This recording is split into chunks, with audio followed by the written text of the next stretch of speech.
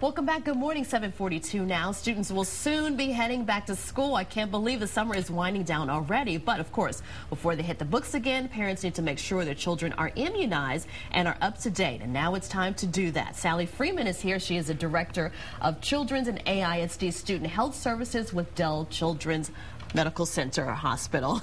That's a mouthful. Yes, I got it all out. Thank you for being here, Sally. Well, thank you. Well, now, if you're going to kindergarten, there are a list of shots that you need to have. So talk a little bit about that. Just kindergarten and then children that need shots, of course, that are a little bit older. Right.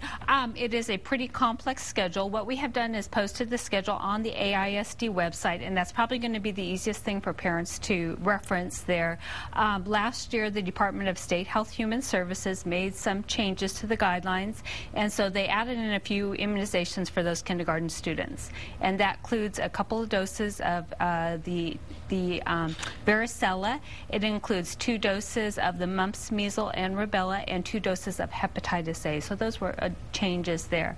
They also made changes for 7th graders, and those affect our kids going into 7th grade this year. And so those students are going to need to have 2 doses of the varicella as well, which is also known as chickenpox. They're going to also need a meningitis vaccine, which we've heard about in the news there, and then the tetanus with the pertussis. So those are some changes that we see rolling forward from those changes last year. Right. Now, shots are required before you go to school and before you can even register for school. Do you have problems with parents not immunizing their children because of health risks or some, myths that they may be afraid of? We do hear that sometimes. What will happen is every year we'll figure out what students are going to need immunizations by the start of the school year. We mail letters to those parents. We're also placing phone calls during the summer letting them know, oh, your child needs an immunization. Go to your physician. If not, here's some other resources where you can go and get your immunizations taken care of.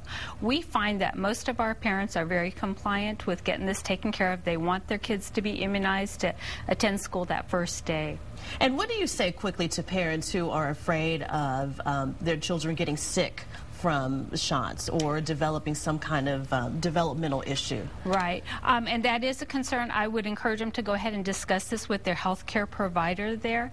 Immunizations, the purpose of that is to prevent their children from getting serious illnesses, such as the pertussis, which we've heard about in the news, or the meningitis.